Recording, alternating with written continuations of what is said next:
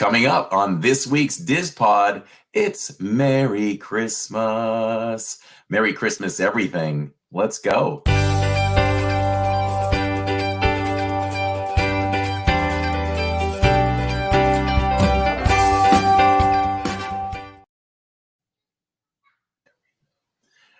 Merry Christmas, everyone. What's going on? I've got some feedback or something. Oh boy, I see what's happening here. Did you hear any of that feedback? I didn't. What do you got?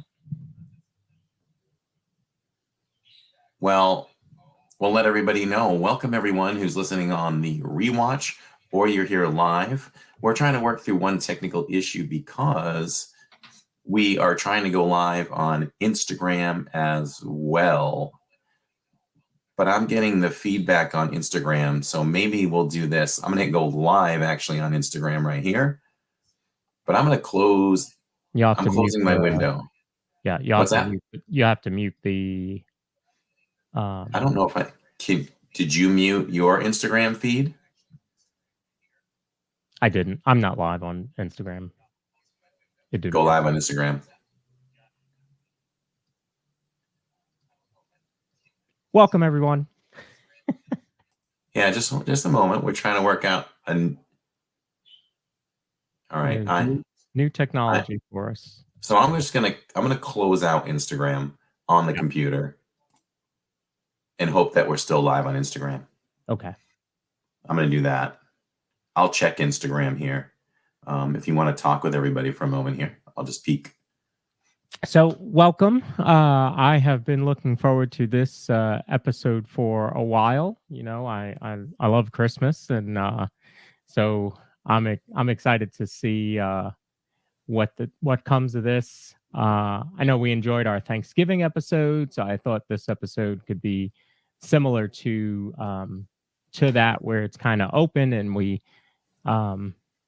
really converse with you about your holiday traditions and food and favorite music and favorite movie. So that's pretty much what we're gonna do tonight. We're gonna try and keep it to a 3-hour stream. No, we're gonna try and keep it to an hour. And then we have the bonus episode after that for members only. So we got a busy night, but it should be fun. Should be good. Very excited.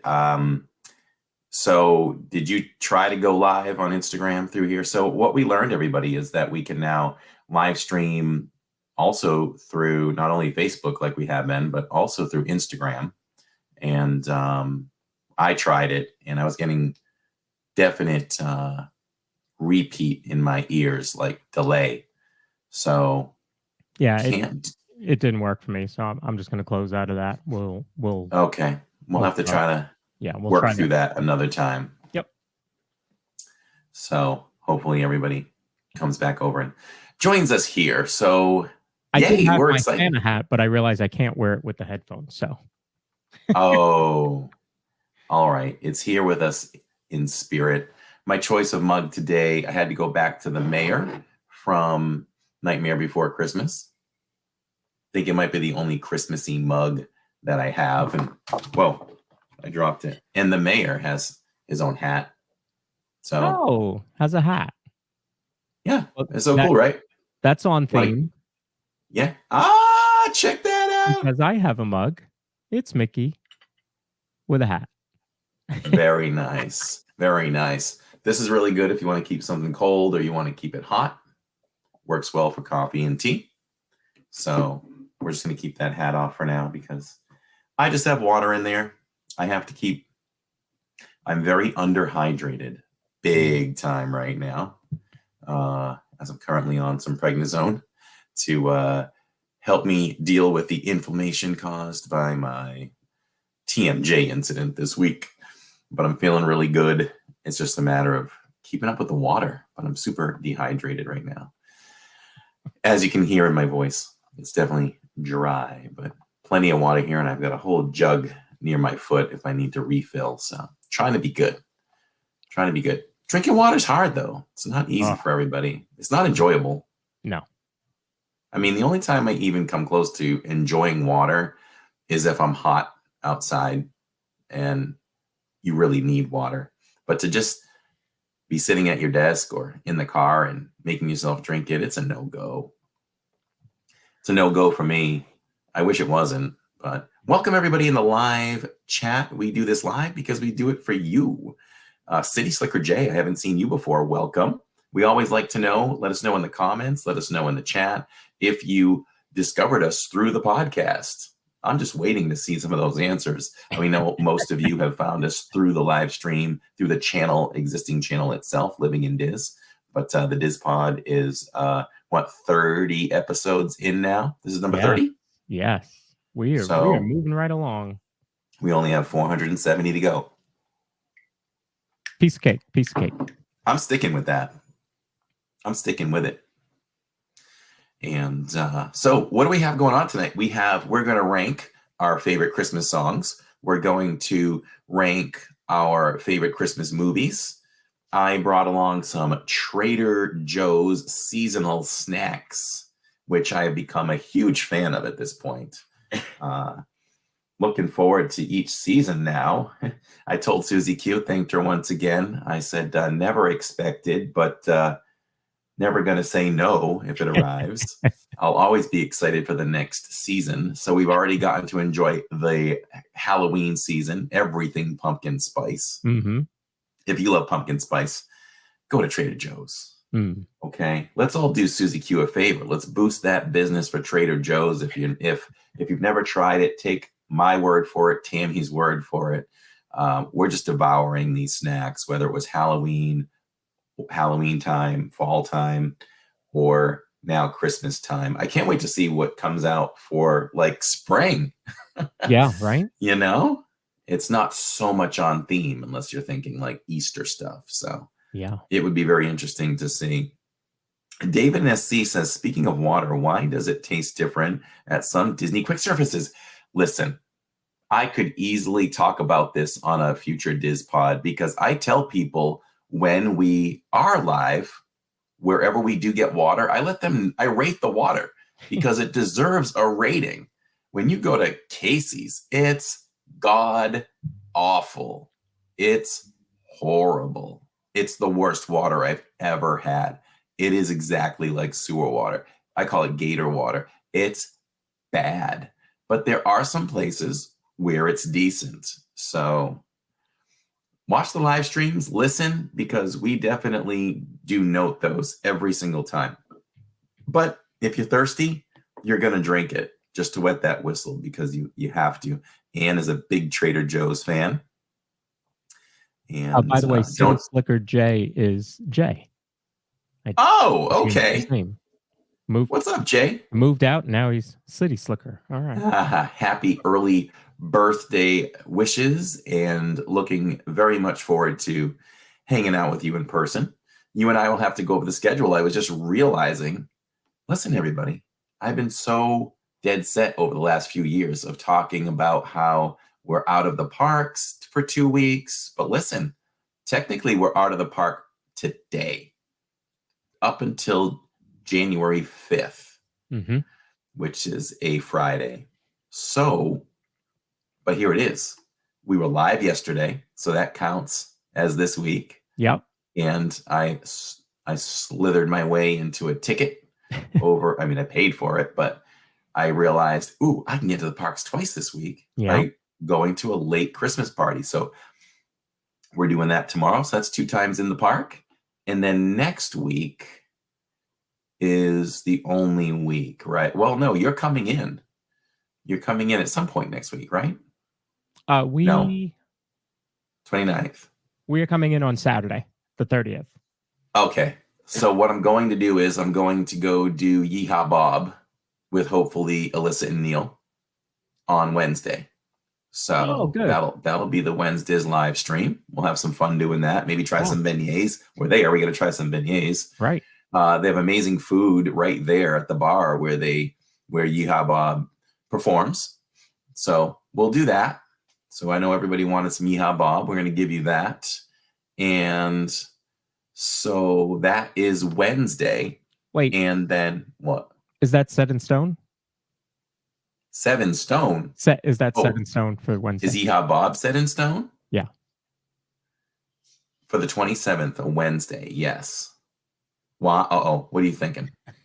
Are you That was the festival. the 27th is? Yeah. Oh, okay, okay. So that is not okay. All right. Further planning needed on that one. So sorry if I got everybody excited. All right, we'll have to talk off air Yep. and take a look at that. Okay. Huh. Oh boy. I might have a week off from the Depending on park. time, it could be 2. So 2 o'clock. no, it could be 2 streams. That day. Oh. What time were you planning on starting that? I was thinking 7, but it is later. It is open later. And So, how long do you think you'll go? hour and a half maybe. 7, 8, 8:30. All right, we'll have to see. We'll have to talk about what works. So stay tuned for a further announcement, everybody. See that? We have the live planning right here. Yep, that's what we like to call it, live planning. So we'll see. And the Dizpod is, of course, Thursday. So both of those days accounted for. And I don't think Yeehaw Bob plays on Tuesdays. And I'm off on Tuesday anyway. So, all right. Now, would you go later because that fits your schedule for the lanterns, or that's when you want to go because it's dark, or it's dark earlier?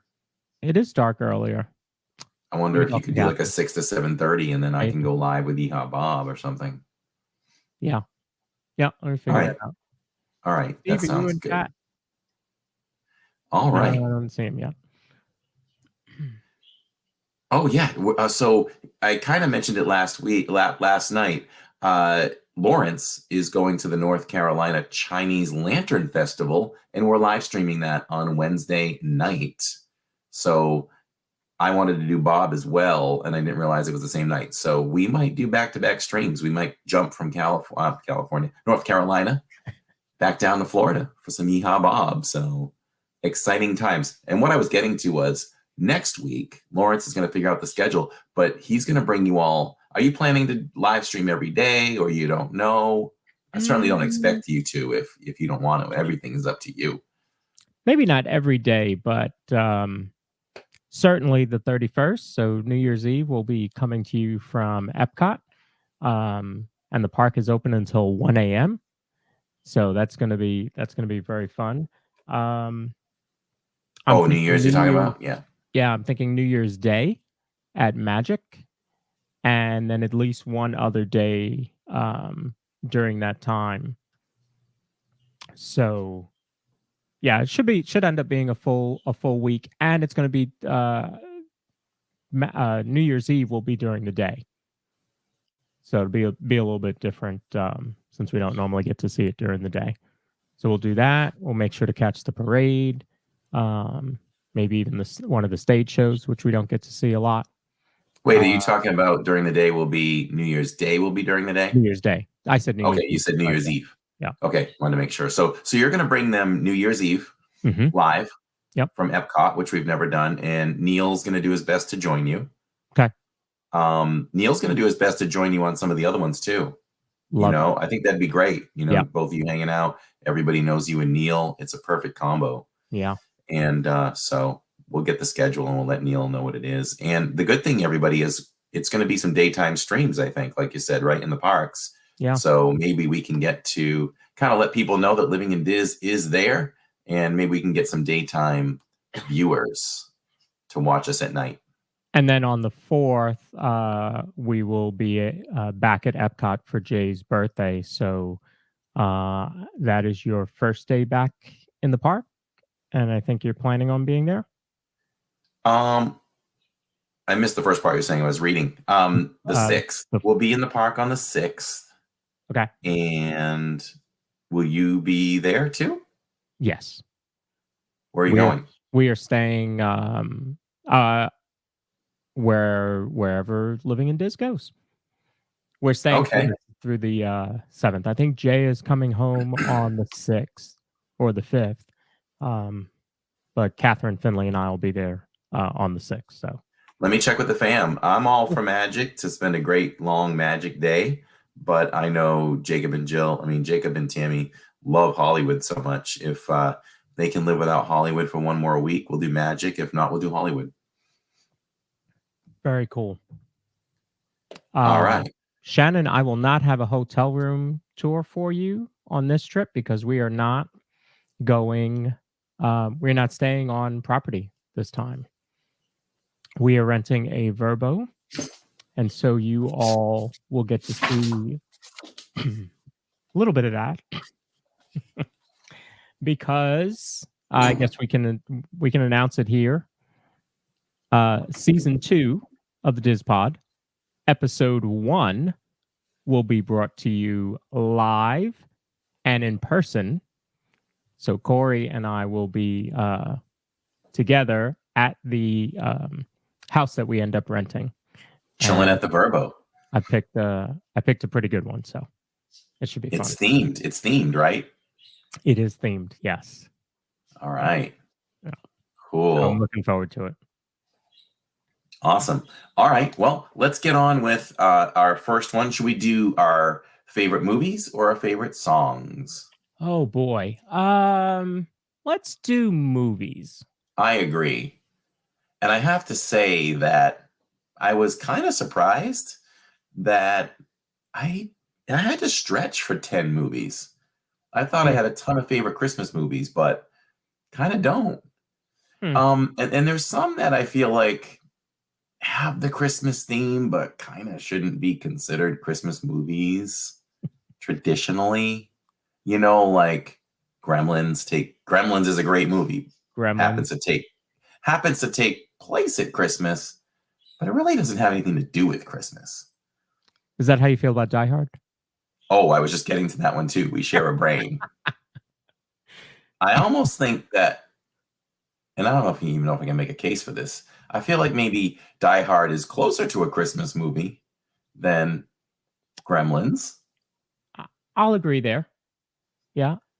But I don't feel like, some people do feel like, oh, it's Christmas. I've got to include Die Hard in my Christmas movies. I don't know. I think it's a little debatable. Let us know in the comments. Let us know in the chat what you think. I don't think I've ever watched Die Hard for Christmas. I gotta watch it any time of the year. Just need to throw on a movie. But I've never thought it's Christmas Eve. I gotta watch Die Hard. Exactly. Jacob Unfiglio says Iron Man 3 is a Christmas movie. See, I would not consider that. There's like, it doesn't end with a Christmas message, you know, and Santa rides in on his sleigh. I think you need those things to really qualify. Tim Burton, Batman Returns, Tim Burton. See, that's what I mean. That's like a whole nother list. Yeah. Movies where Christmas happens to be taking place. Maybe that's it. So, all right. You want to do it like we normally do, like back and forth? No. Why don't you go first? Because I actually didn't. I didn't get the show notes. Apparently, I didn't know we were doing a top 10. Well, you did say like top movie, so yeah, you don't. It might be difficult for you to put a top 10 together. I literally scrambled these down like just minutes before, like I normally do. It's a madhouse in here, everybody. Before we go live, it's like I would say it's like a play. It's like a stage show where people are running in different directions. You know, Lawrence literally had buttons being sewn on his shirt. I'm loading in music because tonight we have 2 performances of Neil's. He sent over some Christmas music, so you all get to hear Neil blowing the trumpet tonight, and we're excited to show it, and I know he is excited to show it as well. So we've got that coming up. Once again, we're going to try a few Trader Joe's snacks. We're going to open up some mail that I received today from some viewers and our top lists. So let's get rolling. I'll roll out my top 10 and let's see what you all think.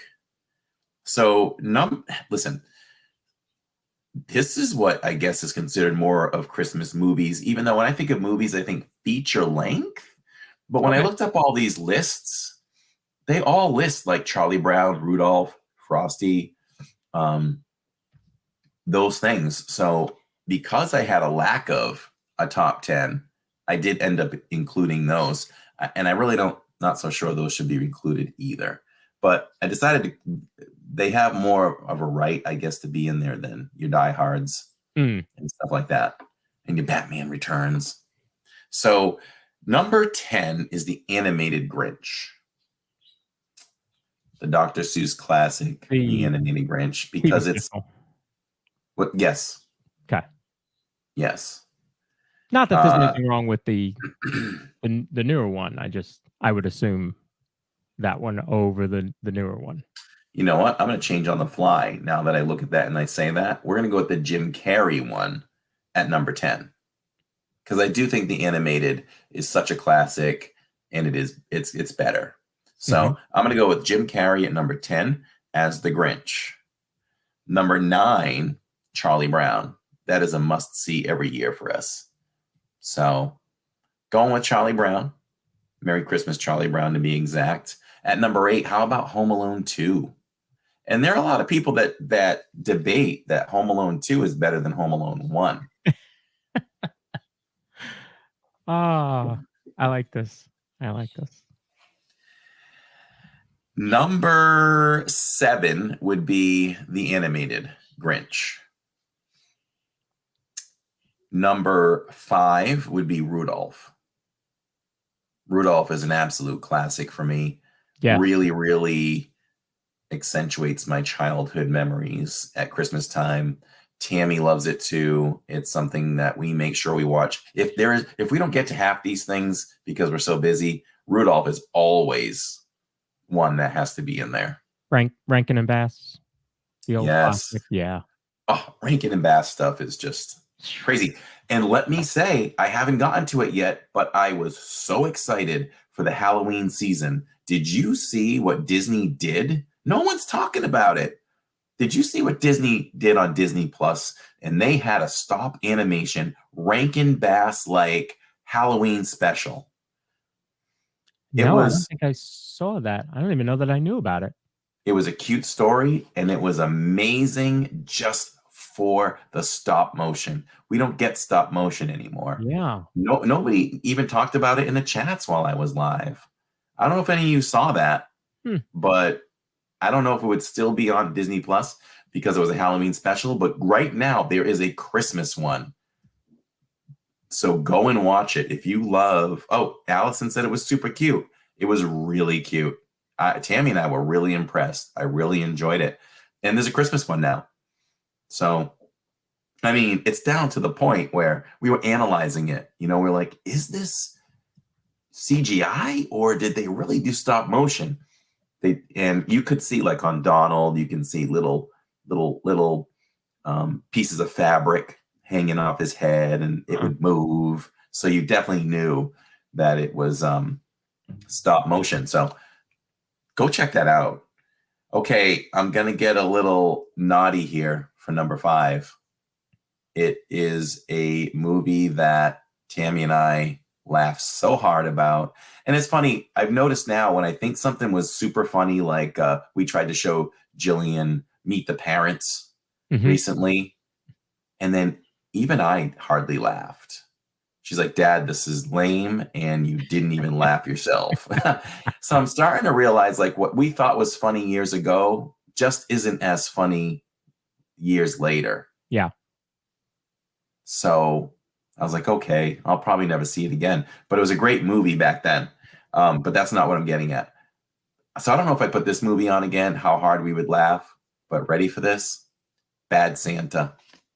I don't know if anybody in chat has seen Bad Santa. I describe that movie as just wrong. There's so many wrong things in that movie. But that's what makes it funny. To me, things that are side-splitting funny for me is comedy you can't see coming. When you see somebody say or do something in a scene that is so unexpected, it's really funny. Was Bad there Santa. to that? There was. And to be honest, we never got around to it. but I heard it wasn't very good. So yeah, that's a really good movie. If you don't mind some, what would you say? Little bad humor. Hmm. Well, not bad humor, just a rated R type of movie. Don't be offended. Go watch it, and you'll laugh. If you know if anybody that would you think would be a nice fan, I bet Sharon Hecker has seen Bad Santa. I could be wrong. Number 4 is National Lampoon's Christmas Vacation. There's Clark Griswold is me. He just wants the family to have a great time no matter what they do, and you get really upset if things don't work out. And I could see Jillian as being the daughter. Dad, it's all right, it's fine. Oh, you're so extra, what, that kind of stuff. And the son just acting like Jacob. I just feel like I can relate to Clark Griswold. And that's a funny movie. Hmm. I think that's a little surprising because technically it's the third movie in the installment, and movies aren't easy. I have to go back and see, but it might be better than European Vacation. I always felt it was in that series. Christmas Vacation is definitely tops for me, but second is Vegas Vacation. Oh, wow. Yeah, I don't know if I've seen that more than once. yeah. Interesting. If it's on late at night and I need something to laugh, throw it on. It's just one of those you can't turn off, huh? Yeah, yeah. Bad Santa is not a family-friendly movie, says Samantha. No, good thing we're not doing a family-friendly countdown. It was really good, though. Mystic Eric agrees as well in chat. Disney Dina says, it is better than European Vacation, but Vegas is really funny. All right, I got to go back and watch Vegas then. Where can you stream that? Oh boy, I don't know. We'll have to look. Yeah. Okay, here's number 3, Elf. I just think that is Will Ferrell's finest work. So funny from the time that he has to walk through the candy cane forest and the narwhal is, bye, buddy. Hope you find your dad. So funny. He talks about an elf's diet with the syrup and the Coke and all that good stuff, the sugary diet. Well done movie, very well written and heartwarming, and that very well-known actress. He's one of those, actors that you see him everywhere, but you don't know his name. It's the little person.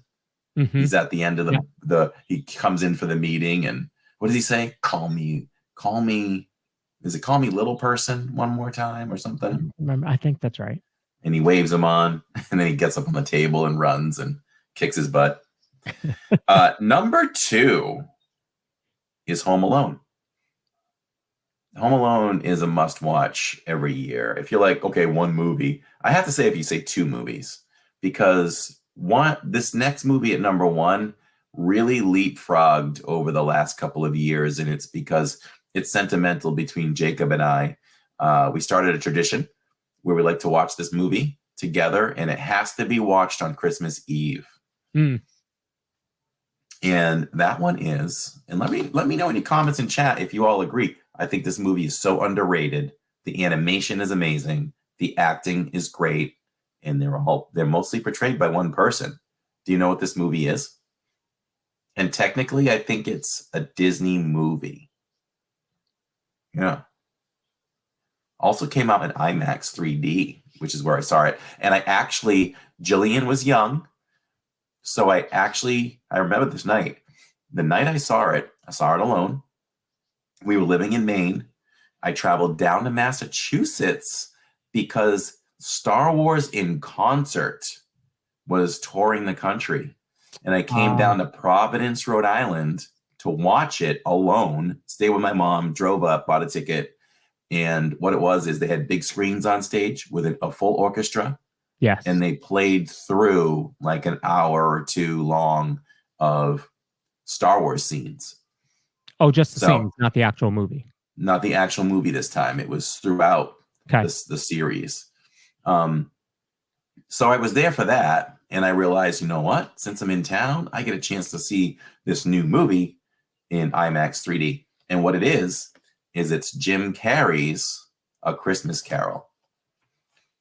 Ah, good guesses in chat. Oh, But I was no looking one, up Polar no one gets that. Express. Polar Express did make my Nightmare Before Christmas. I missed that one. Is that a Christmas movie or a Halloween movie? Well, I forget what chat decided. I can't remember. That was one of our Believe it or polls. not, I consider it more of a Halloween movie, but it can very much be. It's a Christmas movie though too. If there's any movie that's like divided, it can be both. So, to be honest, I would probably knock out one of my bottom ones there. I gotta put Nightmare Before Christmas in there. So I would probably put that. I'd probably go Christmas Carol, Home Alone, Elf, and probably fit Nightmare Before Christmas after Elf, and then Vacation, Bad Santa, Rudolph, Animated Grinch. So that would knock out number 10. It would knock out Jim Carrey's Grinch. So Wow. yeah. So that's what I got. Surprising. What do you got, big boy? All right. This is why I have two monitors, so I can watch the show and create a list on the fly. So, Yes. So I did a top 10, and then chat mentioned a movie, and I was like, oh crap, I forgot about that. So I've had to put that one in there. So honorable mention goes to March of the Wooden Soldiers with Laurel and Hardy back in the day. It's in black and white. They did colorize it. Wow, look at you. But that one used to come on after the Macy's Thanksgiving Day Parade up in New York. And so that always felt like the start of Christmas because you just saw Santa at the end of the parade. And now you have March of the Wooden Soldiers. So for me, honorable mention there. So number 10 is going to be Christmas Chronicles. Ever heard of it? This guy's pulling things out from somewhere. Yeah. So my bottom, my number 5 through 10 are probably going to be some rare ones for you. I like a mix of the classics and some contemporary ones. Christmas Chronicles was actually a Netflix movie. It is really, really good. Why the name of the actor is escaping me right now. But it's a really, really fun movie. Kurt Russell, thank you, JJ Dizpod. Yep, Kurt Russell. Kurt Russell plays Santa Claus. Can't go wrong there. Number 9 is going to be an Apple TV movie, which just came out last year with someone from Elf. It is Spirited. I was wondering about that one. Yeah. So Spirited. It's good. It is. It's very good. It's a musical. It's funny. Is that Ryan Reynolds with him? Yes. Yeah. Yes. They're so funny, and of course, it's got a great story. Yeah, definitely worth watching if you have Apple TV. Next on the list is going to be a Disney Plus movie. Which is probably also a year, maybe it's 2 years old. Noel. Oh, okay. Yeah. Another good, lighthearted movie. Would I have seen it in the theaters? No. But streaming, definitely worth it. Nice Christmas time movie. So where am I at? That's 3. So it's number 7, Miracle on 34th Street. The original. All right. Okay. Always a favorite for me. Next is another classic, It's a Wonderful Life. Do you remember when they used to show It's a Wonderful Life? Like it was in the public domain, so it was shown like 18 times a day on every single channel back in the 80s. Yeah. So I don't even know where to find it now. I wouldn't either. Yeah, but it's a classic for me. Next is going to be Catherine's favorite movie, not Polar Express. She says Polar Express creeps her out. From the animation part of it, The animation, yeah, they look a little crazy. a little crazy. Plus, it's Tom Hanks and different. So yeah. Yeah. Next will be number 4, Home Alone, the original. I think it's a nice, funny movie. As a kid, I mean, who didn't want to do all that stuff that Kevin got to do? Number 3 is going to be National Lampoon's Christmas Vacation. Love a good comedy. When he goes off about his boss, that's one of the greatest scenes in a movie anywhere, and then certainly for a Christmas movie, because you don't really see it coming. And then of course the scene with Margot and Todd. Why is the carpet all wet, Todd? Great scene. And number 2 is going to be Home Alone 2. I actually rank Home Alone 2 above Home Alone 1. I want to You're one of those. Yeah, and I want to say it's probably because it's based in New York, and I was living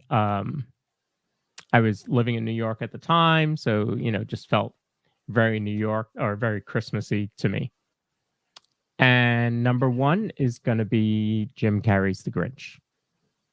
I actually took my oldest son, Tez, to see that movie in the theaters.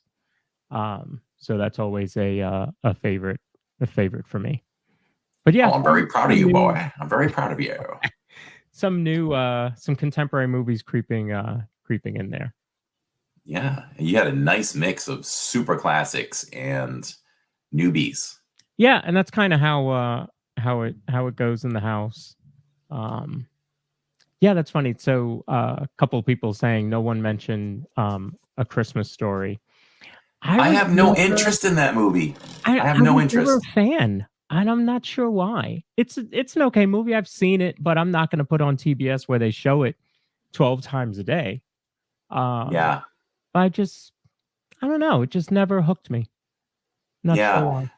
I mean, it could be wrong. I mean, I just feel like I just have a beautiful track record of deciding to watch a movie and at least liking it. I don't watch many movies where I walk away going, oh man, that was terrible. I just have this own way of evaluating a movie ahead of time and deciding if it's something I'll like. So I normally hit movies. Jacob and I are doing the podcast coming up soon, very special Dizpod at the very start of this year. I think I'm shooting for a January 1st release. You're going to get 100% Jacob on the pod, and it's the top 23 movies of 2023. And Jacob and I have seen 29 movies this year. Wow. So we have quite a bit to rank. And again, I'm going to talk about what our process is and how we see movies. So maybe it can help all of you. So I'll save it for that. And nice. We also have a number in a rating to pay attention to, which proves to be pretty good for us too. Yeah, there's some good ones coming up in chat. I see that. Scrooged. Yep. Jingle Jangle. Yep. Catherine mentioned Jingle Jangle. I like that movie. That's another Netflix movie. Really, really good movie. In fact, we just watched it the other night. Just wouldn't make my top 10. Okay. Moving on to top Christmas songs. This is where I become more of a traditionalist. I am an old man when it comes to Christmas music. So you'll find my list being top heavy of more of the Christmas classics. And a lot of you have known me long enough to know who my favorite Christmas singer is. You can let us know in the chat or in the comments. So let's get to it. For me, Number 10 is Do They Know It's Christmas Time by Band-Aid. That's a good one. I heard they do And not like that song. really? Yeah. Oh, wow. But I mean, for us, especially in our age group, can't go wrong with that one. You actually hit that right. And the reason why it has a special place in my heart is because it's 80s. I just hear it and I just think of when I was a kid in the 80s at Christmas. So I do have an honorable mention though, the 12 Pains of Christmas. Does anybody know what I'm talking about? The 12 Pains of Christmas really should have made this list, but if you can only do 10, that's an honorable mention for sure. When everybody's complaining about 12 things that cause them pain at Christmas, you get the kid, I want some candy. And the dad's like, somebody blow a fuse. Yeah. Bring up the lights. Yeah. That's good stuff.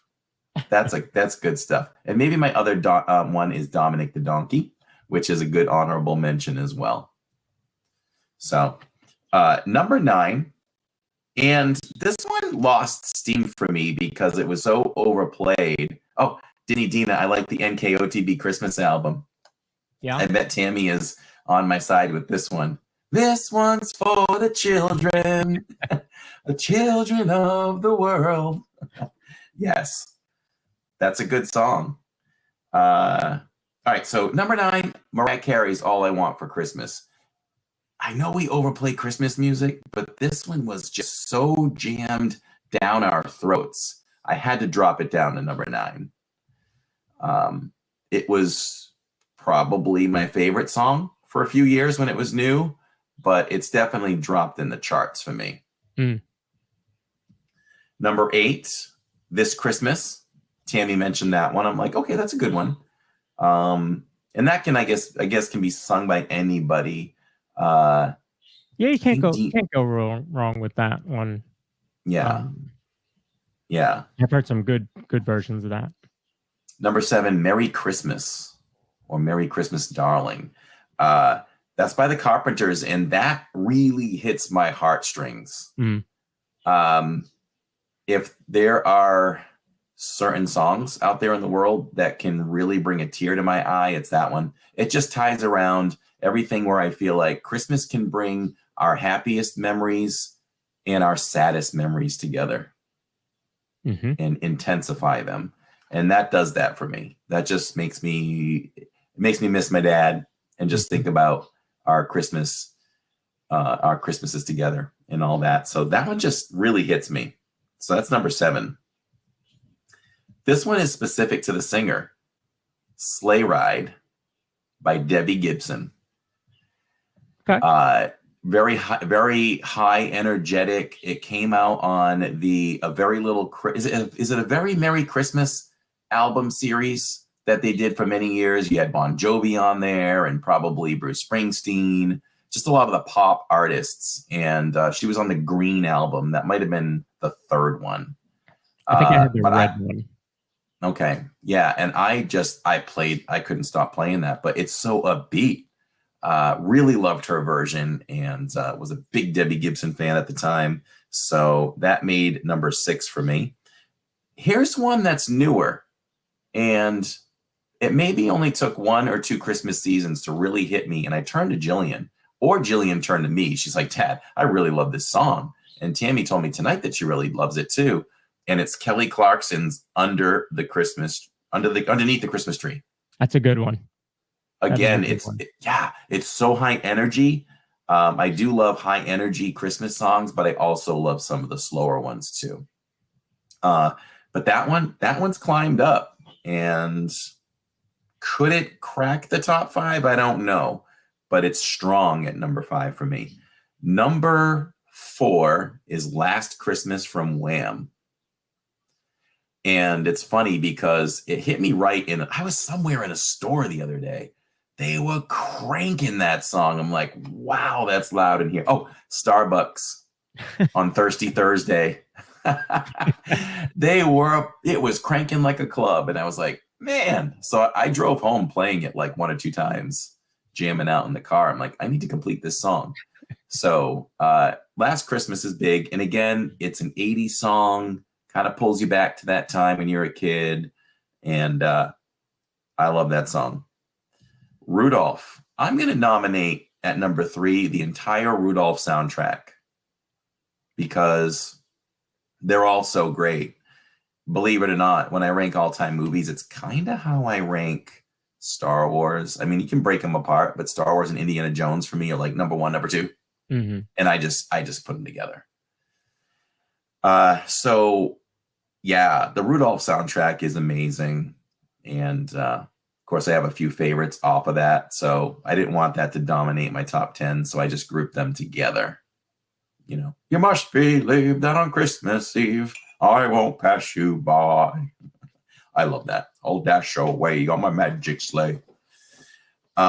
Which I could do a lot better if my throat wasn't so dry tonight. So number 2 is Happy Holidays by my guy, Andy Williams. Again, Number 2. Happy Holidays, number 2. Happy Holidays. Oh, okay. Happy Holidays. I think I Let still the would have merry thought that was bells one. Okay. Yeah. I mean, when it comes on in the parks, I can't stop singing it on stream, and then I have to stop myself and say, okay, I don't want to annoy everybody, but I could just sing the whole thing. It just pumps me up so much, and it's high energy. Okay, I got this for you. Here is number 1. Once again, it's Andy Williams, but it's the most wonderful time of the year. Okay. All right. When you're sitting there and you don't expect it, and you just hear dun dun dun dun dun dun dun dun dun dun. Yep. USC Greg says keep singing. Thank you. And I might do it tomorrow because I don't know if they're playing songs like that throughout the park at Magic Kingdom. Water break, says Allison. Hold on. I was going to say, yeah, when I do my list. Yeah. And again, it's just because I'm trying to recover from my TMJ and they have me on prednisone and she's like, it's going to dry you out. It certainly is drying me out. So that's my list. What do you got? Wow. I don't think we have any that overlap. This Very is nice. interesting. Diversity. Yeah. So speaking of diversity, I listen to a lot of Christmas music. I went through a lot of phases growing up in the 80s. Plenty of music like Last Christmas by Wham. Then in the early 90s, I went through a smooth jazz phase. So there's a lot of that in there. And now it's more contemporary. So mine, again, just like my movies, will be a very big range. So number 10, growing up in a Spanish household, Feliz Navidad by Jose Feliciano. Number 9, I went to Catholic school for all 12 years. And in high school, Michael W. Smith was big. And so he has a song called Gloria that we played probably in every mass around Christmas time. So that would be number 9. Number 8, Santa Tell Me by Ariana Grande. Oh, you're muted. That's a good one. Yeah. Yeah. Mannheim Steamroller comes in next with and they have so many to choose from, but if I had to choose one from them, it's going to be Silent Night. Again, that was in that early 90s smooth jazz phase for me. So and we've got video on them tonight, right? For the concert you went to? No. Oh, Trans-Siberian. Yes. Okay. Yeah. Do we want to play that after this? Yeah. Okay. I'll cue that up. So Mannheim Steamroller, Silent Night. Next, going back to the 80s for a little bit, actually for a couple, Wonderful Christmas by Paul McCartney. Good one. Followed by Little Drummer Boy by Bing Crosby and David Bowie. That's a good one. Not my top 10, though. And rounding out the 80s there, Happy Christmas by John Lennon. Wow. I love it. So diverse between you and me. Yeah. By the way, Maroon 5 does Happy Christmas. I don't know that they name it Happy Christmas. I think they name it something else. But they did a great job with that one. I'll have to check that one out. Number 4, pretty much a Christmas song by Harry Connick Jr. Just All right. I can play the whole album or all 3 of them. Number 3 is the song that I said instead of doing what was it? Run. What was the song they did for Guardians last year? Oh, you talking about the Run DMC one? Christmas in Hollis? No. In Guardians, in the overlay they did Run Rocket or something like that. Which was so bad that they didn't do it this year. Yeah. Oh, okay. And I said this song should have been there. My number 3, Christmas Wrapping by the Waitresses. Number 2, Carol of the Bells by David Foster. Which is I had to listen to it I think twice today. And number 1, Sarajevo Christmas Eve by TSO. You cannot go wrong with Trans-Siberian Orchestra. They've been playing now for 25 years, and they just continue to get better and better. We have been seeing them in concert, I think, every year since 16 or 17, that we go every year. Excuse me. And we got as close as second row. Can you imagine sitting at a Trans-Siberian Orchestra second row? They used to do meet and greets after the show. They don't do them anymore since COVID, but they're a really good group of people. And if I can bring it up, I actually took a video or created a video of our concert there. Let's see. Yeah, we'll bring that up, and then when we return, I'll try some Christmas treats from Trader Joe's.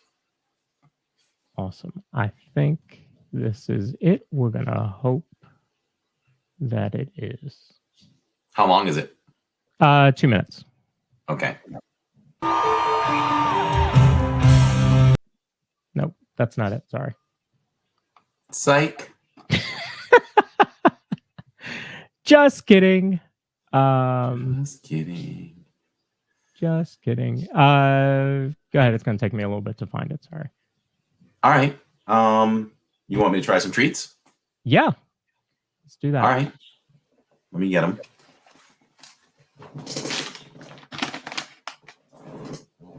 So, literally, I wanted to just bring everything out, but that would take a while.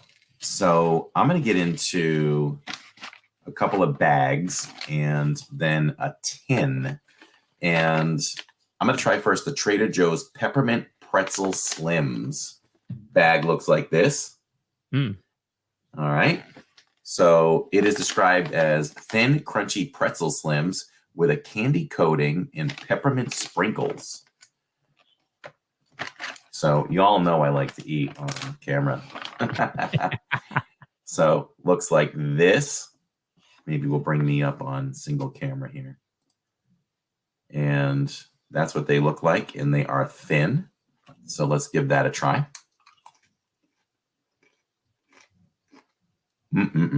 Oh my. Oh my. That's a 5 out of 5 Mickeys right there.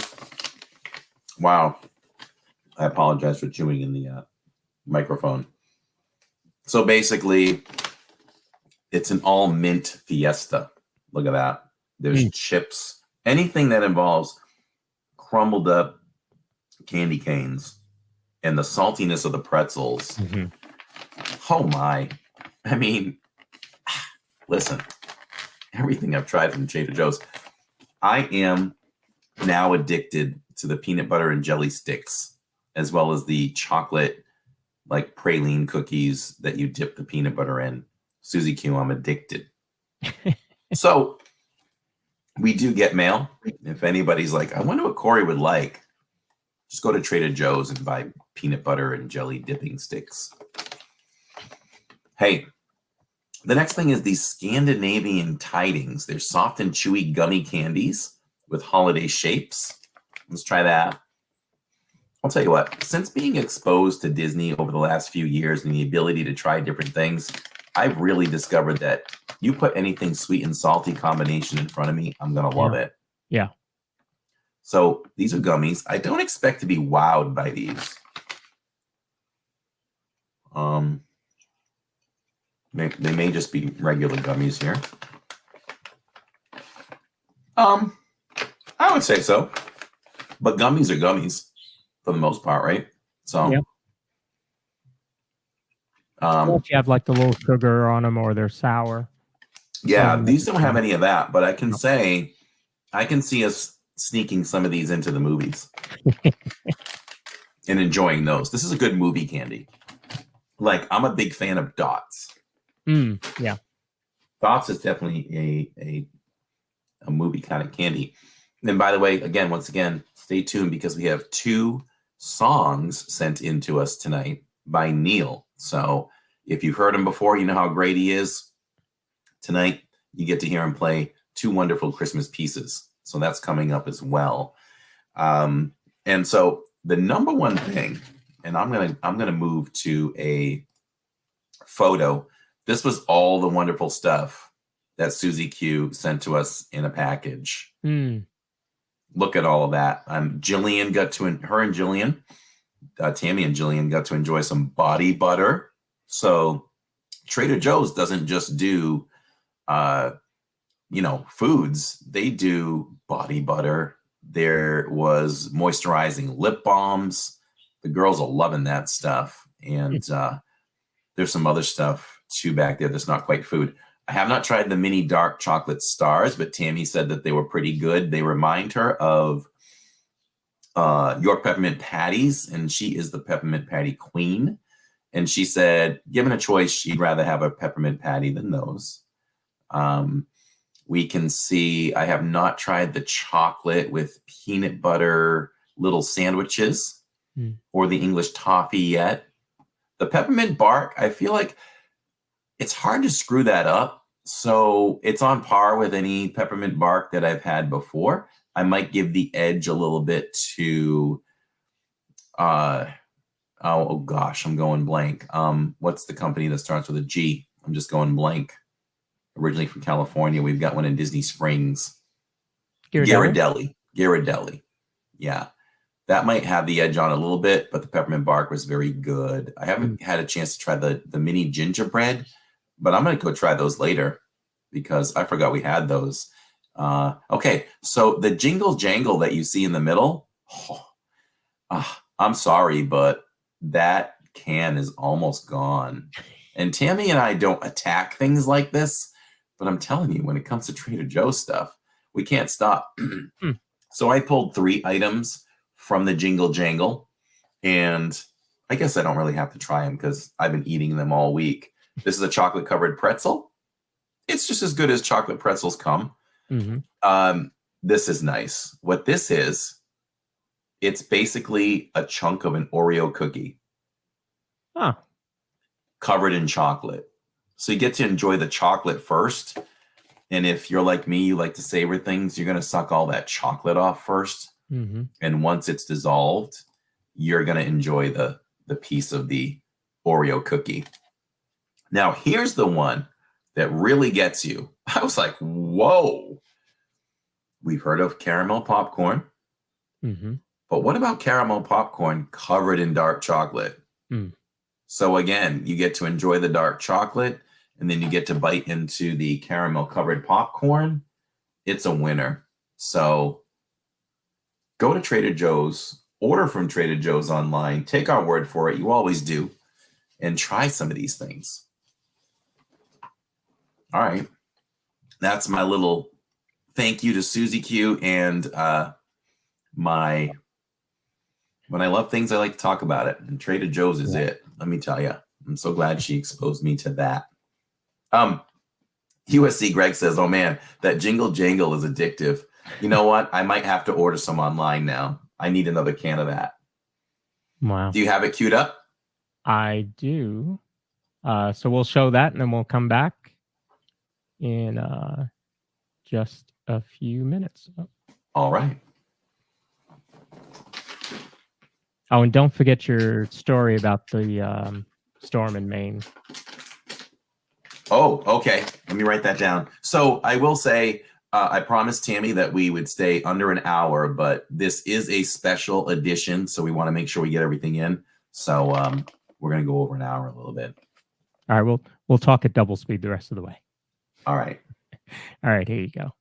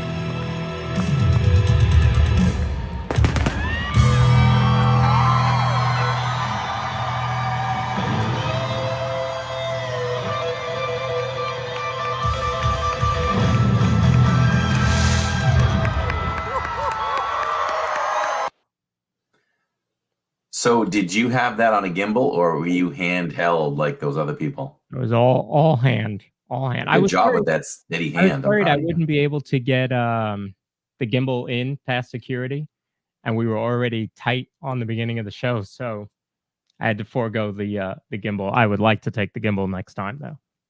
I agree with you, though. I wouldn't have risked it. Yeah. But you did a wonderful job. Like, I couldn't even tell. Thank you. Thank you. Just talking from a technical standpoint, it's the first thing I noticed. But I mean, you come in with the crazy amped up music that is so energetic, it makes you want to run through a wall for Christmas. And you add all those visuals. It was like Luminous broke out. That's right. Behind them. That's right. Like, it's crazy. And I didn't even know that in the back of the theater, all of a sudden, there's a pyramid that's lit on fire for two of the shows. And then the second half of the show, a song starts, you're paying attention to the stage, and all of a sudden the vocals start to come from behind you, and it's one of the vocalists. She's in a snow globe. Like, wow. The stuff they do is just incredible. Absolutely. That's incredible. Amazing. So glad you took some video of that. Always thinking of the podcast. You are the man. Let's jump into our sponsors, and when we come back, I have some Christmas questions for you. All right. Yeah, we'll be right back in 2. Looking for a home that offers the perfect blend of luxury, comfort, and convenience with Disney World in your backyard? Victor Naraki is a licensed realtor with Vision Home Real Estate LLC. He is here to help you find the home of your dreams. With over 13 years of experience in the vacation home market and a proven track record of success, Victor is the perfect partner to guide you through every step of the home buying process. So why wait? Visit DisneyAtYourDoorstep.com today to learn more about Victor's exclusive range of properties and schedule a viewing with him today. Your dream home is just a click away. If you're planning your next Disney vacation, consider booking with Your Magical Adventures Await. Claudia is a Disney travel agent who can create a magical adventure to any Disney park worldwide, including Walt Disney World in Florida, Disney Cruise Lines, Alani Resort in Hawaii, and guided group vacations with Adventures by Disney. She can also plan Universal Studios trips. The best part? If you book with her, her services are free. Disney pays her to help you create a seamless, magical adventure. Her availability is unmatched, and you can contact her Monday through Friday, 9 a.m. to 8 p.m., and Saturday and Sunday from 12 p.m. to 6 p.m. Make your magical planner Claudia Anderson today from Your Magical Adventures Await by calling her at 956-455-8049. You can also follow her on Instagram, all one word. Winter is not too far away.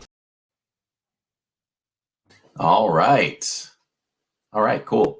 I'm proud of us, man. I look at you and I backstage and this and that. This is a professionally run operation. I don't think you get, like you said, we've looked at some, should I say this? We look at other people and how they're doing it, and the level of quality this is being done at. Sure, there are a couple that, have the means to do it, on a much grander scale. So great for them. But for what we're working with here at home, you in North Carolina, the North Carolina LID studios, and me here in the Orlando-based living in Diz Studios, I think we're knocking it out of the park, my friend. And you did a good job with that background. It's amazed, Diz. Thank you. Yeah. So I mean, and I stream WEI out of Boston, and they're not looking any better than what we're doing here. I mean, we're doing an amazing job, and we just get better and better at it. So yeah, it's been a fun season.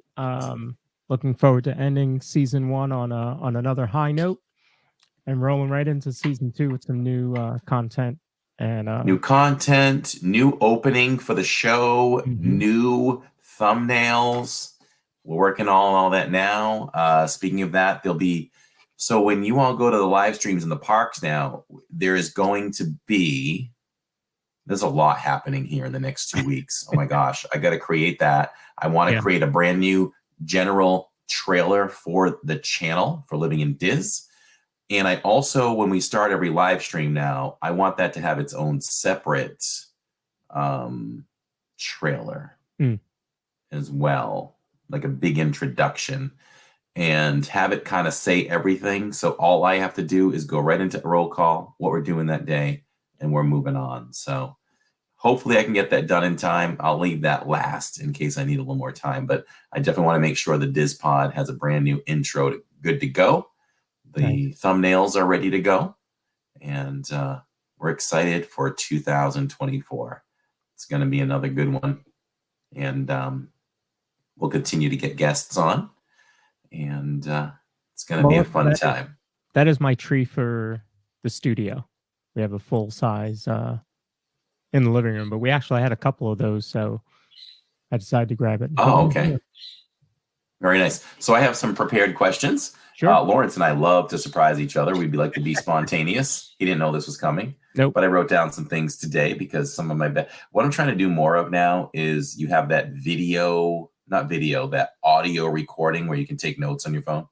So I'm starting to do that more because like I said, we got a lot coming down. And I have a lot of days off in the next 2 weeks. So I will let you know that we do begin photography or filming for the Living in Diz documentary. Hopefully it lands on Prime Video. There you go. Hopefully it lands, and we're hoping for it to land everywhere. Hulu, Live, if it hit Netflix, oh my gosh. But this is no small operation.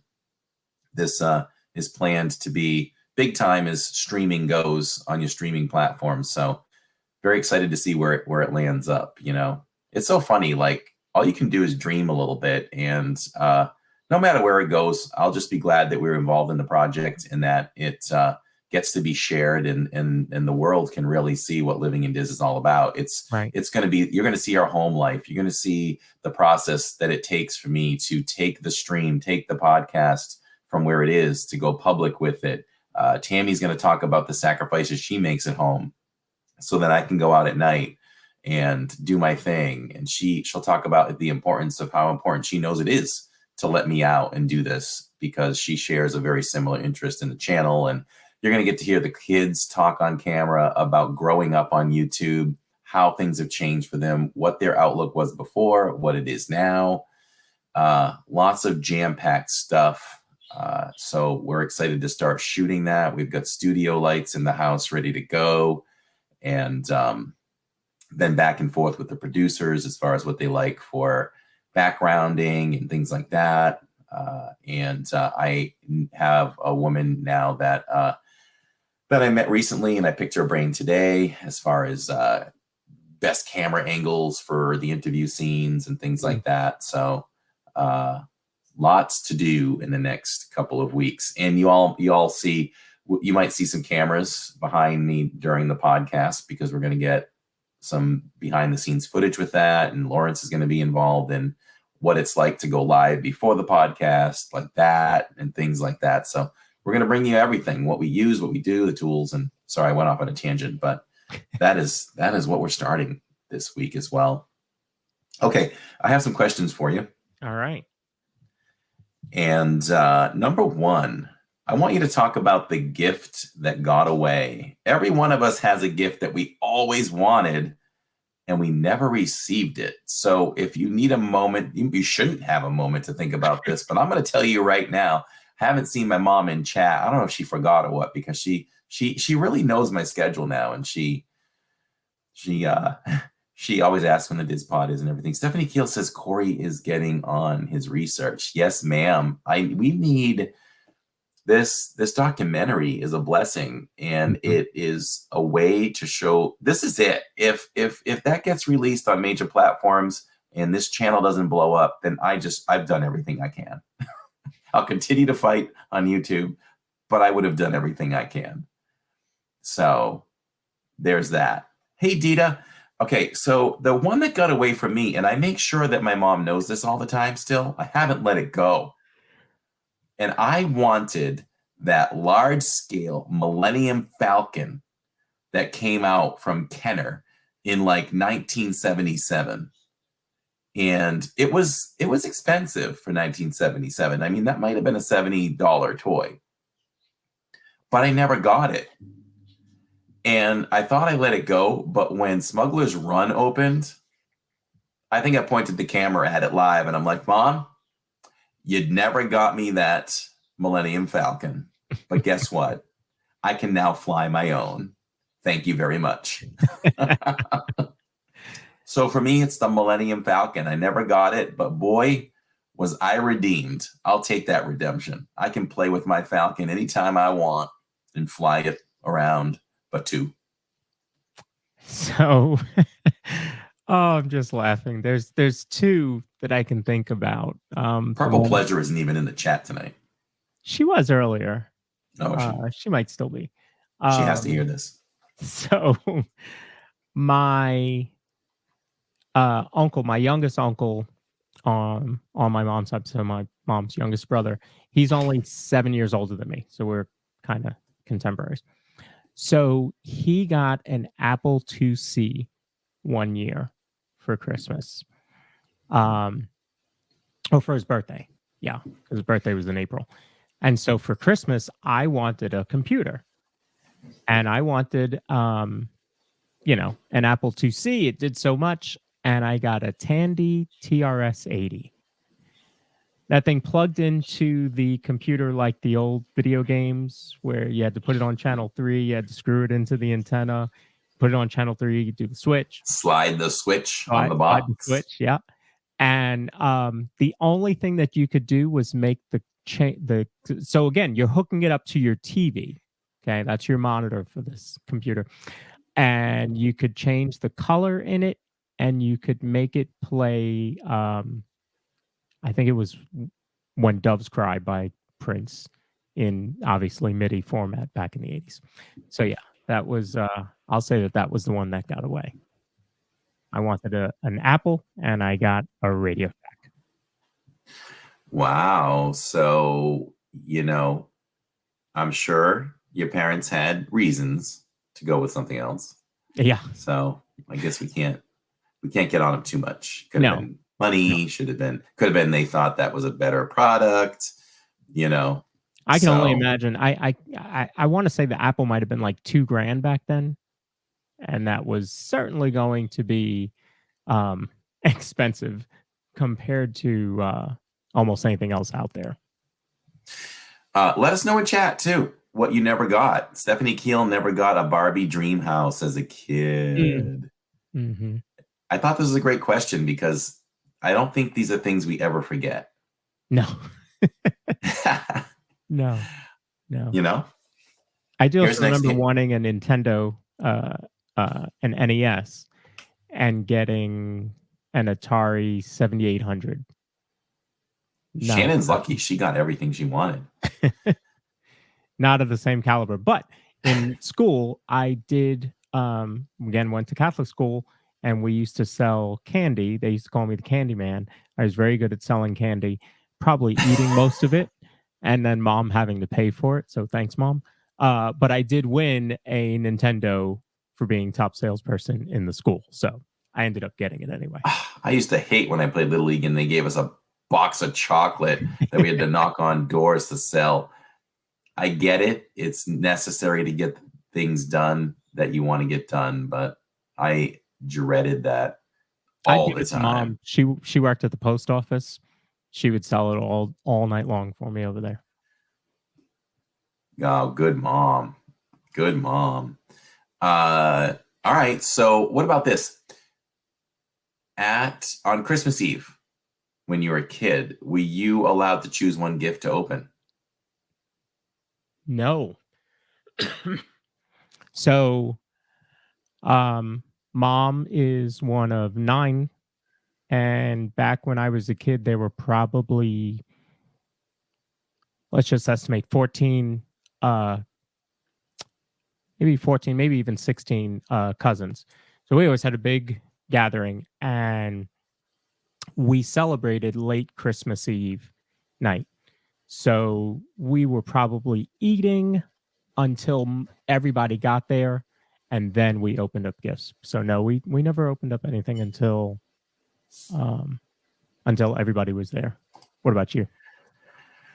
I was trying to think of this and I really can't remember. I think I want to say yes, that we were. I'm pretty sure we were able to open up one thing. And you looked forward to that, the typical stuff. Open that up, leave out the carrot for the reindeer, leave out the cookies.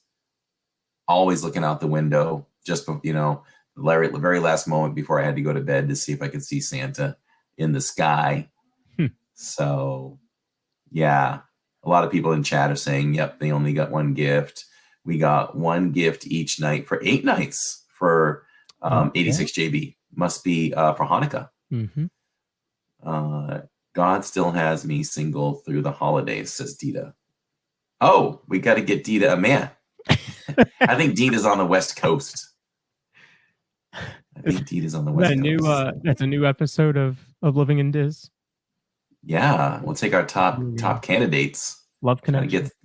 Try to get some love connection going in 2024. Hey, Joe Walk Britt.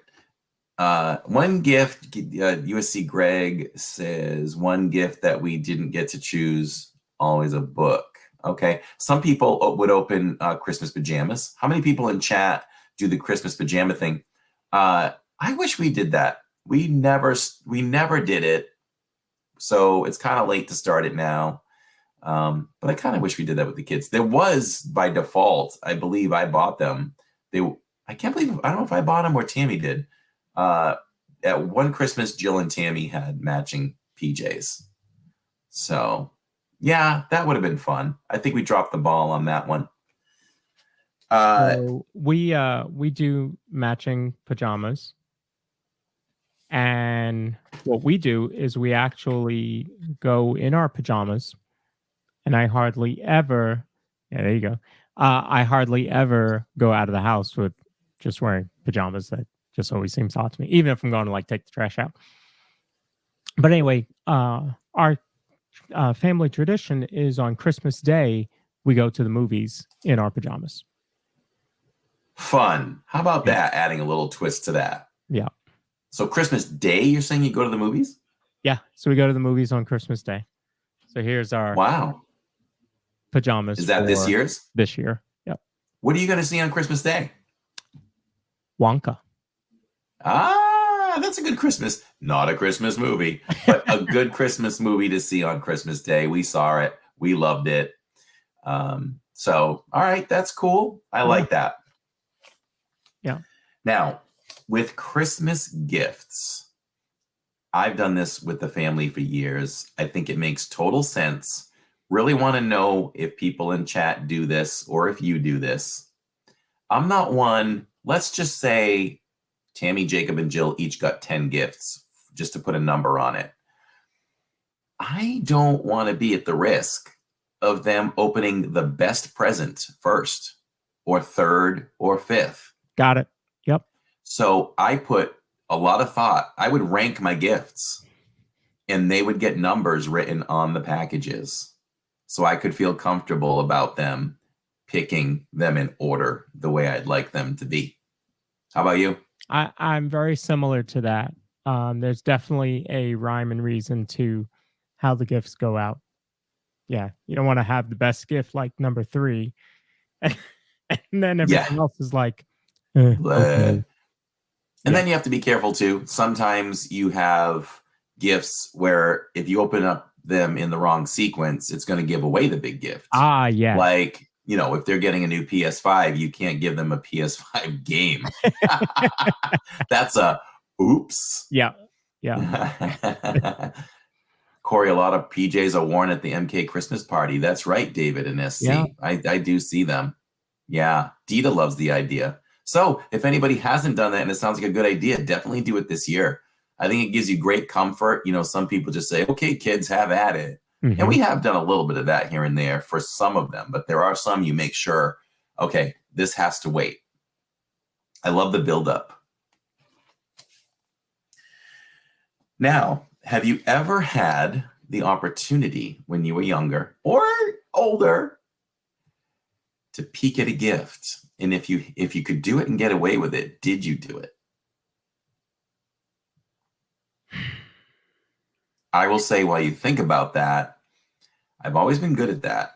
But something got me when I was maybe either heading into my early teens or very early teens. Something made me finally look. And I looked in my mom's closet. I saw everything that I was getting. But the only thing I remember to this day was the Star Wars Star Destroyer. It wasn't the Falcon, but it was the Star Wars Star Destroyer. And then I thought this, okay, I know everything. I outed myself by trying to be a good boy. And I said, my mom would feel so good if I gave her a list of things I wanted and put everything that I'm getting, that I know I'm getting, on the list. Mm-hmm. She was smart. She started reading that list and she goes, you looked, didn't you? And I was like, oh, okay. I'm sorry. I looked. So it kind of ruined my Christmas a little bit with no surprises. So yeah, I was guilty one time. And to this day, Tammy could literally put everything unwrapped on the other side of the bed and say, do not look at this stuff. And I wouldn't even be tempted. Yeah. And she's the same way. We can trust each other like that. Yeah, because for me, it's all about the surprise and, unwrapping the gift. There's been times, for a number of reasons, I don't know, we were just slow one year. We were literally wrapping gifts at like 2:00 on Christmas Eve, early Christmas Day We've done morning, that. and just to simply open them at 6 o'clock in the morning, you know. But Yeah. it's about the surprise, you know. And Tammy's a perfectionist too. Like it has to be wrapped perfectly. If there's ribbon to be put on it, she cuts the ribbon, she stretches the ribbon or curls Oh, it yeah, to with the curl it. scissors. Mhm. Like I didn't get her much this year because we already talked about this. What is she saying now? I already saw the diamonds you got me. You must have closed your eyes and saw them that way. I always tell her, go pick out some diamonds. Go for it. I got her a couple things, nothing like super grand or fun, but I think they'll be good. Mhm. But we talked about it. She's very strict in what she wants. She doesn't want me to waste money by me choosing things because it'll never be what she loves or wants. And I'm finally learning that a little bit more. And I did the same thing to her this year. Like I really couldn't think of much. I figured sometime early this year I was going to splurge and finally get the PSVR 2. Mhm. So while she was out today trying to fix Jacob's computer that he's been trying to build, there was an issue with it with a bad motherboard. So she was at Best Buy and I was like, you know what? Just pick me up the PSVR 2 and I'll open it up on Christmas. So kind of not really a Christmas gift, but we'll make it like it is. Mhm. Diamonds, Doonies, and Loungeflies for Tammy. She deserves all that. So she can go pick out whatever she wants. See, if I say that, it covers me. That's right. That's right. Right. And if she doesn't, that's on her. So I love her. Like she deserves anything. Lastly, my Christmas story. Well, it's not really a Christmas story, the ice story. I promised my ice story, right? So I'm living in Maine and I was a personal trainer. I'm a personal trainer now, but I was a personal trainer there. That's when I did a lot of personal training work. Like I was up at 4 a.m. to go to the gym and I trained people till 7, went right to my PT job, did that till 5:30, went back to the gym and trained people till like 8. And I did that several days a week. And so I had a boot camp class for Saturdays, just a simple 8 to 9, really fun. We had enough people sign up that became friends too. And it was a fun, casual thing where you could make, a good amount of cash in an hour by charging, whatever, $15 a head or something. And that was our Saturday money to go to Buffalo Wild Wings and maybe get the kids a toy over at Toys R Us. That was our Saturdays, exciting Saturdays in Central Maine. So I'm heading out, and not being a native of Maine, we were probably living there maybe 7 years into it. And there was warnings of an ice storm. And what happened was I didn't really take that seriously enough. I'm driving in about 25 minutes to the gym, and I start to notice that everything, the trees, the power lines, the roads were like glass. And I'm driving slow. I'm a safe driver. There was a little bit of snow on the street to kind of lessen the slipperiness. And I start seeing notifications come in where everyone that signed up for Saturday's class, they were canceling. And I'm like, oh boy, is it really that serious? The only person that didn't cancel was the owner's wife, who happened to be a best friend of mine. And I said, are you going to still go? And she's like, I'll go if you go. And I said, all right, we'll work out together. So we show up, and it wasn't that bad yet in town. So we parked the cars. And if you must know downtown Bangor, it's old. It's an old city. So you've got a lot of hills, cobblestone streets, that kind of thing. Well, we go in, we start working out. We're about a half hour into the workout, and I think we're doing sort of crunches and things like that. And we look by the big windows that look out into the road, and we're seeing that it looks weird. Like people are holding on to each other and they're walking by cautiously, and it starts to get our attention, and we're like, wait a minute, what's going on? So I think we cut the workout short and we headed outside, and it just looked like an apocalypse. Like there were other hills even steeper at the intersections, and people were literally holding each other's hands to keep each other up. So we were like, wow, okay. Now this was a one-way going up, and we decided the safest way to get out of here with our cars was to go down the wrong way on an icy road. So we did it. We went slowly, made sure nobody turned around that corner, just hoping and praying. So we get down, and you could come off that street taking a right and take a quick left. I thought that was the safest move because there was no more of a downhill effect for a little bit. So I went that way, but she went straight down, and she went so straight down that she couldn't stop and went through the lighted intersection. She's so lucky that she didn't get hit. For me, I went straight and it curved up. So I tried to get enough speed without spinning my tires. And I got to the stop sign that faced the library, but then I started sliding. So my instinct was to angle the tires. So I got the passenger back tire to hit the curb and kind of brace me there.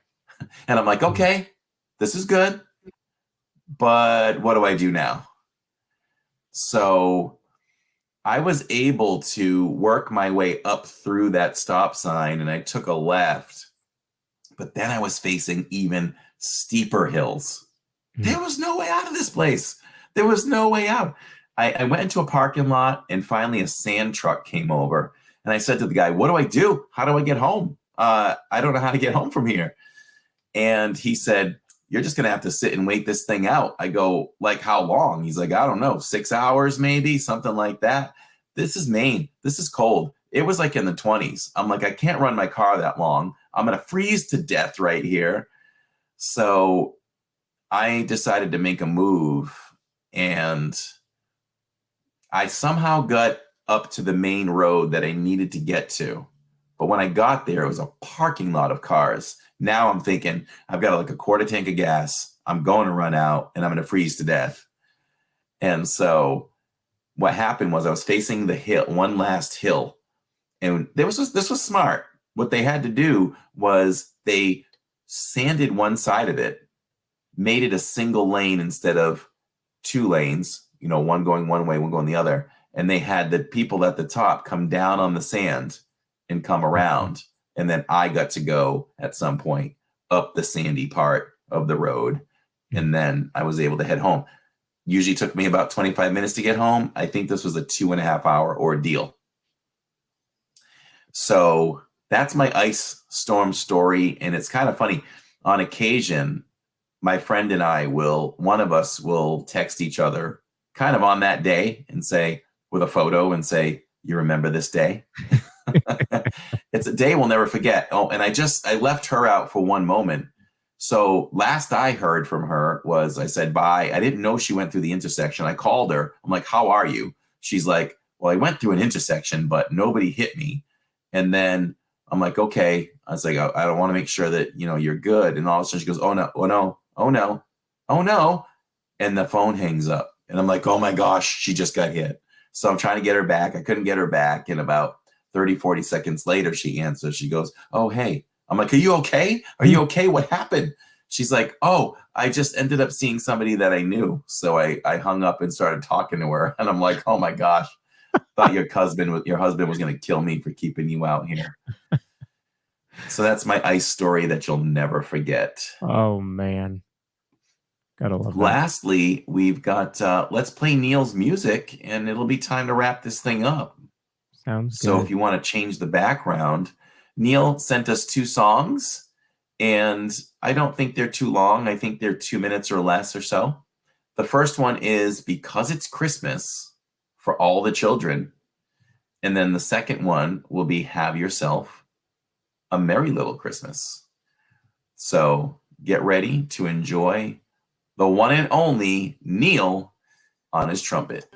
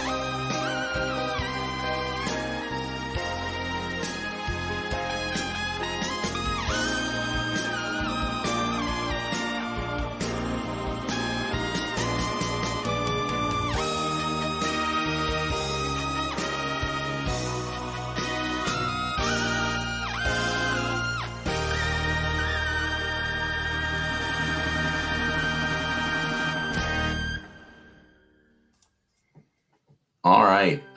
What we'll do is let's do this. Let's pause that. Let's bring us back, and we'll make sure that we. Can you hear me, Lawrence? Yeah. Let's come back for a minute. Let me open up. I love that. Let's open up. We got some mail today, and I want to open up these cards on the pod, and then we'll finish out with Neil's final song. Have yourself a very Merry Christmas, or a Merry Little Christmas. So this one is from Leo, who I believe is Leo Epcot, or Epcot Leo. Yep, he loves to send us some really cool pictures of Epcot. And the card says, to the Ellis family, may you feel the magic of the season all through the year. Merry Christmas and Happy New Year from Leo. That's Leo Epcot fan. And he always comes in, yes, by saying, Red 5, standing by. Yes. So, and here's the card. And this is what he sent. Look at these amazing pictures. Wow. Of Epcot. I don't know how he obtains these, but they're stickers. Oh, that one's the same. Here we go. Here's another one. That's really cool. That is cool. What a cool point of view. Okay, so those are those. Always thank you for those, Leo. I always have a good time.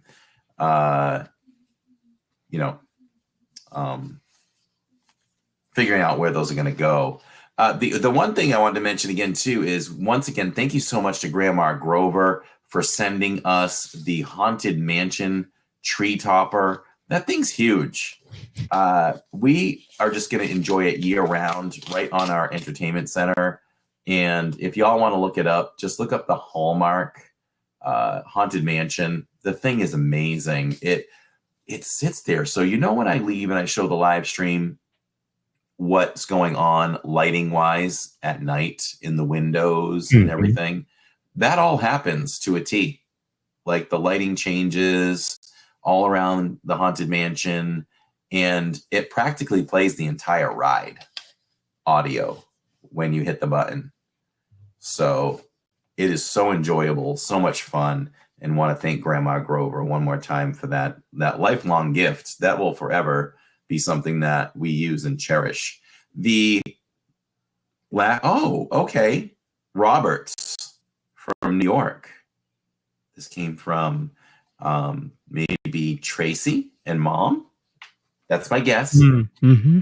Here's the card. And it reads, let's see. Wishing your family the merriest Christmas ever and a healthy and happy new year. Your family and friends have brightened many. Oh, let me put my glasses on. My glasses and the lighting here. Can't even fit them on with these. Okay. So your family and friends have brightened up many days for us. We smile and laugh, and we look forward to the next stream. And we love hearing our names, Tracy R. and Mom. Ha ha ha ha. So I was right. And says, Dear Corey, Tammy, Jillian, and Jacob, no place like home for the holidays. That's amazing. Thank you, guys. Always love to know how much joy we bring to everyone from our little live streams from Walt Disney World. So this one is from the Silversons. Oh God, I didn't even put that together. It's you. It's you guys. Okay. So, all right. This is your traditional thing that you put out. Should I read it? Yeah, you can read it. Okay. It looks like this. Look at those beautiful pictures of the family.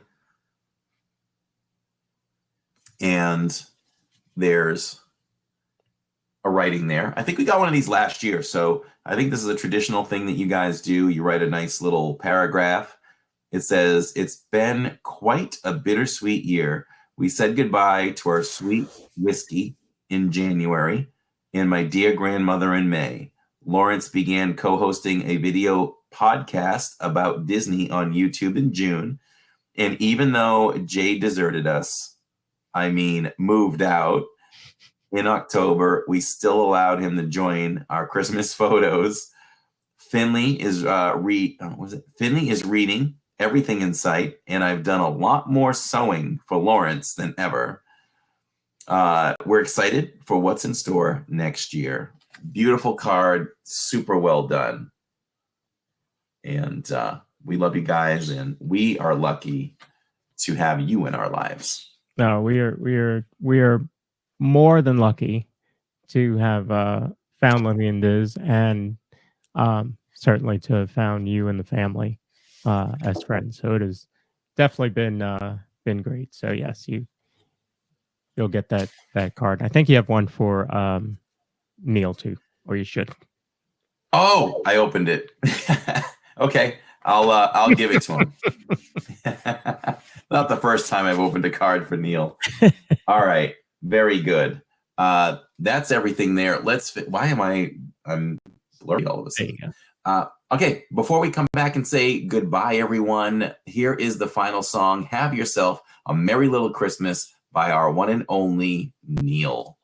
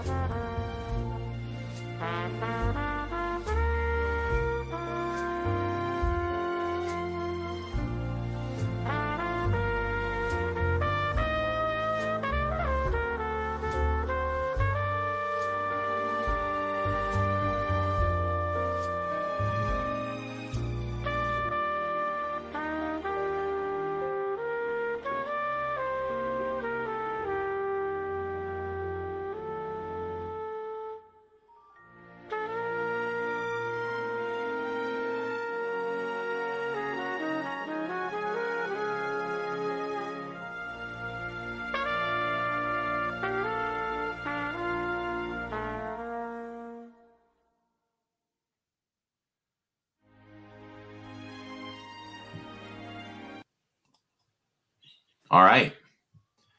Wow, that was beautiful. Right? Awesome, Man. awesome job. Just have to thank Neil. Can't thank Neil enough for sending that over. And like I just said in chat, that has to be a brand new Christmas tradition where Neil's going to have to send over some Christmas songs for us to enjoy for Dizpods to come. Yes. So we really appreciate that. That was beautiful. And I think everyone enjoyed it in chat as well. So there you go. So I think we're done for tonight. That we did go over again, but this was a very special one that we wanted to make sure that we got in everything, and I think it went really well.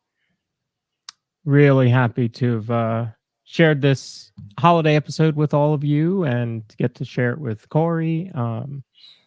Yeah, it's just been an amazing year, and certainly looking forward to wrapping up season 1 of the show and getting ready for season 2. Should I do an impromptu on the fly reading of "'Twas the Night Before Christmas"? I was actually going to suggest that you record that and then post it over the weekend. Yes. Okay. How should we post it? Like special little Dizpod or just a real short? I don't know. We'll have to figure it out. Yeah, we might be able to throw something together. All right. Look for my Christmas reading of "'Twas the Night Before Christmas," everybody. That has also become a tradition. Yeah. So thanks for joining us on the live. We do it live because we do it for you. If you're listening on the replay, or you always listen on the replay, thank you for doing that as well. You can definitely, it really helps the channel. It really helps everything if you comment later as well. And you can also do the same over there. I think you can comment, but you can also find us on the YouTube Music app. And you have that nice little switch where you can switch over and see video or just listen to audio, and previous episodes are now still uploading on a weekly basis over at iHeartRadio, Spotify, and Apple until we catch up. And then that'll be a seamless thing as well. After this, if you are a LID Club member, definitely join us for our LID Club member only podcast, which will happen. We'll start that up as soon as this is done. It's a 30-minute podcast, and we got a little something fun planned tonight for that. I'm going to actually open the door this time, so you may see Tammy make an appearance, because if Catherine can do it, so can Tammy. That's right. No, it doesn't get me in trouble. I don't tie up the room so much. So I thought, this went really well. And what else can I say? The next time we are live with a Christmas live stream. One more time from Universal Studios, Macy's Parade, maybe Grinchmas again. We're just going to have some fun out there and finish off. Well, we won't quite finish off 2024, but we'll do that. That'll be our last live stream before Christmas. So I'll say it then, but I'll say it now. I always say I love you guys. I really do mean it. If, when we see people in the parks and they say, I love you, I say I love you back, because if you love what my passion is, and how can I not love you back? It's what I always say, and I mean it. And the family means it. We're very humbled when people come up to us and say how much they love us in the parks. It means the world to me. It's like validation for what I do. All the hard work just makes it all worth it when people come up to us and do that. And I'll thank even Neil for driving me behind the scenes and coaching me all year. Maybe we all need a life coach. I just feel like by default, Neil is a great friend, and he's got to be considered a life coach too, because he steers me in the right directions.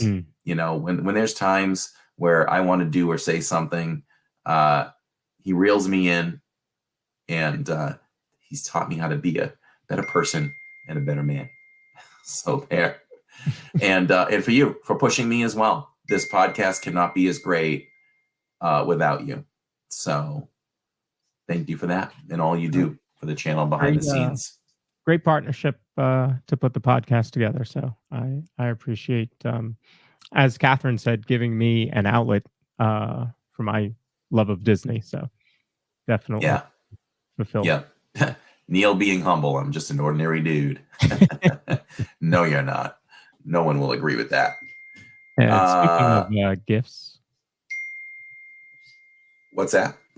Speaking of gifts, before we go out, we want to thank Steve Bullock. Blast the chat for Steve Bullock for dropping that random LID gift. And let's see. Who did it go to? I just want to make sure we know who it went to. Congratulations. Melissa Winters. Congratulations. You're back in green. Enjoy. That gets your name highlighted in green. You get the use of all the exclusive emojis in the chat. And you got some hearts popping out of Lawrence's hands. And enjoy that. So we thank Steve and Tony once again. So we'll see y'all next week. Are we back? We're back on regular schedule next week, right? We're on for Thursday. Yes, it could be our last Thursday show. That's right. We have schedule changing announcements coming up for 2024 for at least the first 2/3 of 2024. We are live streaming on different nights in the parks. Yep. So we'll talk about that too. Yes. Thank you all for being here. Have a wonderful rest of your night. If you're listening on the replay, thank you for listening when or wherever you are. Be sure to comment to help move this forward. We want to try to be the best or as high rated a podcast as we can.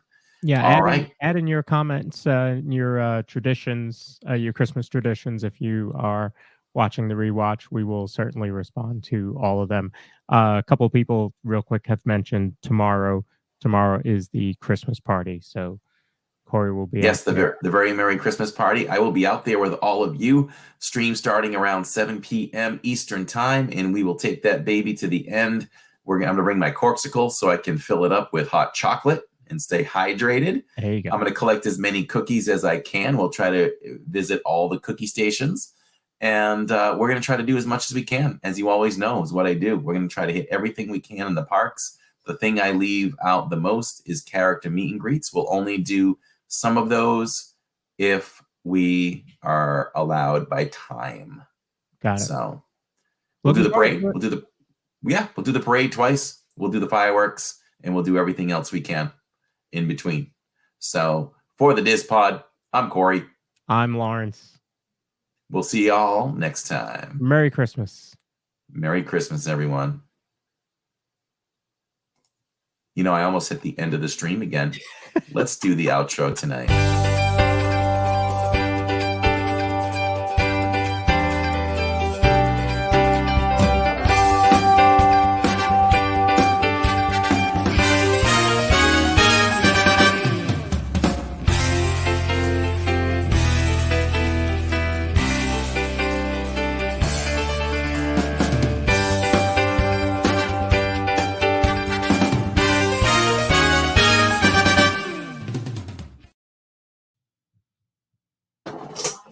So you're free to use. All right, we're done. Woo!